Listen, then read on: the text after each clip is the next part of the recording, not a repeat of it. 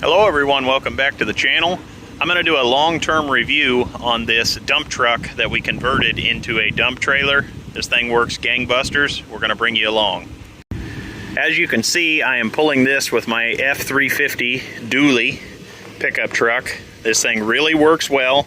I get this comment quite a lot on the original video. This thing does not have brakes.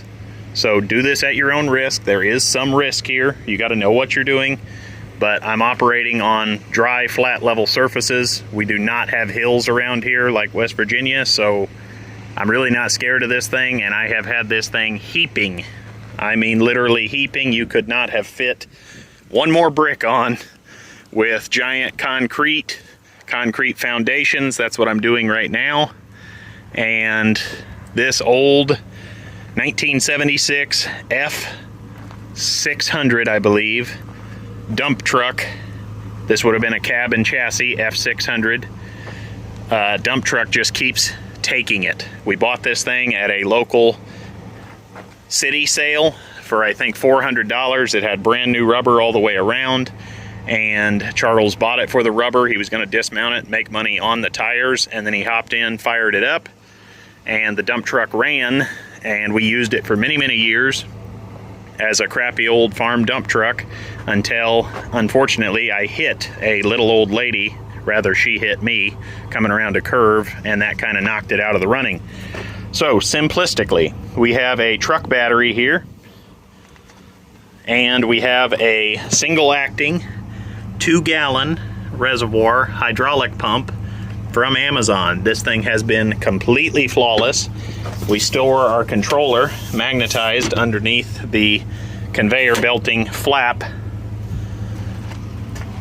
so it's out of the weather, and this thing just lives outside full time. I did add this kickstand on it so that we can keep the water dumped out of it, and we just have a big old heavy-duty 1-inch tractor pin that has been completely flawless for many years now. Tires we just keep beating on. They're still knee-deep in rubber because we don't use this thing daily. And as you can see, we are having a weepy seal on the rear end, so we keep that topped up. We might show this girl some love, take it to a local guy we know, and have the rear end axles pulled and chopped off and reseal the seals to make this girl a little bit better. As you can see, we have this SMV sign here. This is how us rednecks get away with this shenanigans. This is what you call legal for less. And I also have these magnetic lights right here. They just magnetize under here. I normally run the hazard lights unless I'm at a turn spot or a stoplight. Then I turn those off and use my turn signals. This thing just plain and simple works, and we really love it. This thing has a fond spot in my heart for sure. We always also leave the tailgate down in the flat position, lets us haul a little bit more, and we just make sure our load is going no place. Also, you can run this thing day in and day out on one truck battery. We're gonna fire this thing up now. This old girl just takes it. Right over here is my previous load. I've been doing this for about 2 weeks now. It is slow. This is a small old dump truck. That right there is something you need to consider. When you start dumping this, it starts to try to raise the rear end of the truck. I have never had it go up any farther than that.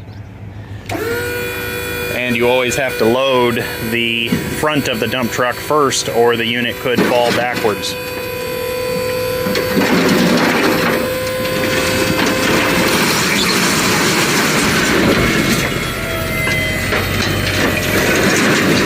And the beauty of this is I don't have to pay a license plate fee, and I don't have to maintain a dump truck that's just sitting around 360 days a year. Now you can see we have dumped our load. Obviously the unit is empty.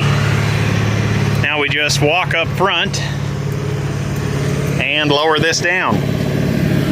A story with this unit was a low pressure hydraulic cylinder, of course, and I had an inexperienced guy working with me. We had this on a tractor, and he maxed out the cylinder and then just kept going, and he blew the end of the low pressure hydraulic cylinder off. So we did have to pay some pretty good money. I think it was $1,700 to have a new hydraulic ram put in this girl. Flawless use, I should say. And this unit I set up with a quick coupler right here so we can put this on our tractor, because I was worried that the battery would not hold up over time. I thought I'd get one, maybe two dumps out of it, but the battery was more than enough. But I can put this into tractor mode, so to speak. Now we have our up-down little control box magnetized to the frame, protected under the conveyor belting flap. That guy's leaving now. A little less awkward to film in front of people. This thing just absolutely works gangbusters, guys. If you've got an old dump truck floating around, even on an F-350 chassis or something, this is worth doing. I think the hydraulic power unit, single acting hydraulic power unit, was like 250 bucks, 275 bucks on Amazon. We just pull old tractor batteries or truck batteries, whatever we got laying around handy. We always have one or two of them loose because we keep them on the battery maintainers for long-term storage tractors. And this thing just works. Something that would make this a lot better would be a couple safety chains in case this thing were to ever come unpinned. That would definitely be good. And definitely run these magnetic quick lights. That way you're kind of communicating with the people behind you. And knock on wood, the cops have never said anything to me. I've had this thing heaping with brush. I've had it heaping with concrete. And with that SMV and those flashing hazard lights, they leave me alone. Now, I only live in a little bitty town of about 20,000 people. You're not going to get away with that in New York City. But this machine certainly works, and we've used this thing more and more than we ever have when it was in its actual dump truck configuration. This thing is just so handy.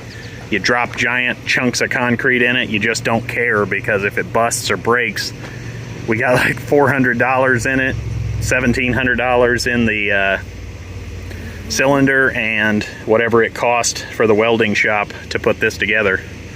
So really, really nice setup. We love this thing. Load number 3 of the day. As you can see, we are just beating on this girl. That's mine. This is mine. That's what that other guy dumped. This is the local crush plant. There's a concrete company that comes in here. They crush all this, and then they turn it into like roads, and I think they use it inside their concrete mix as well. There is the crushed stuff right there. So another big old load, heavy duty on this old girl, but we just keep beating on her. I will check back in after we get this dumped, and then we'll go look at the site that we're cleaning up. You can't make this stuff up, guys. This is the first time I've ever had a bridge up like this.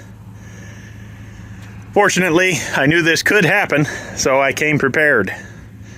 Gotta use the hateful 8-pound sledge.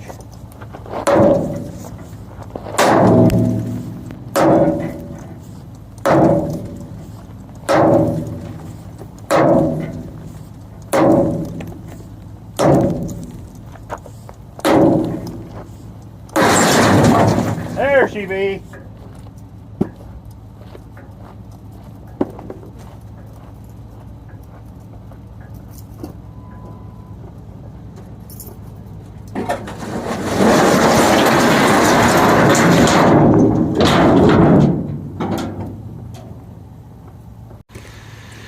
This is the site.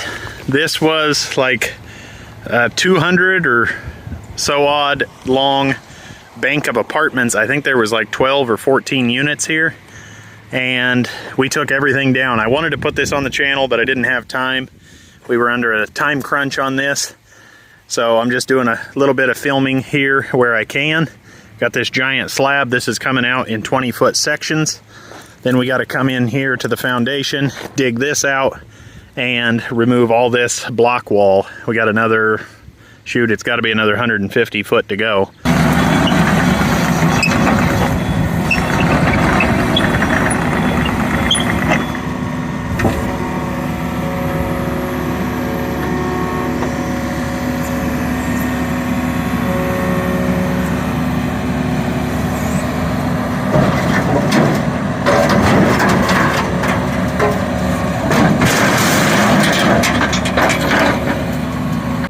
I'd like to thank you guys for watching. It's a cooker. I'm going to jump back in the old pickup truck. Like, share, and subscribe. We'll see you guys next time.